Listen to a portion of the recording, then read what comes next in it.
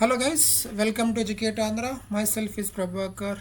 In the Databricks tutorial, we are going to learn how to perform the average in a Databricks by using the PySpark code. So there is a table called orders which contains the below column order ID, customer ID and so on, along with the column called amount. So from this table, right, we have created the data frame which is orders df and we are displaying the data here.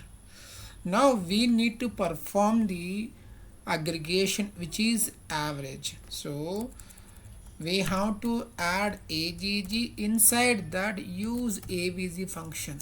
Okay, avg orders underscore df dot amount. So since we are performing the average on the amount column, so we should call this particular amount column from the orders df and we have to pass this to the avg function. Now let's apply dot show.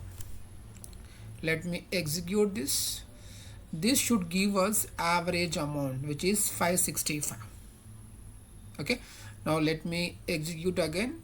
Generally, right, we have to import avg function from the library which is from PySpark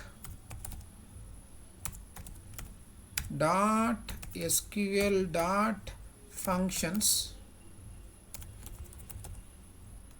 Just import avg, otherwise sometimes it doesn't work.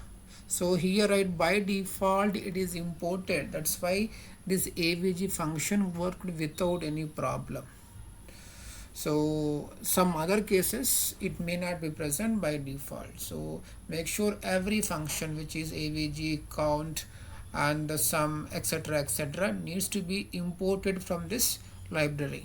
Okay, so that's how we can perform the average on any integer column by using the agg. Okay, that's it guys. Thanks for watching this video.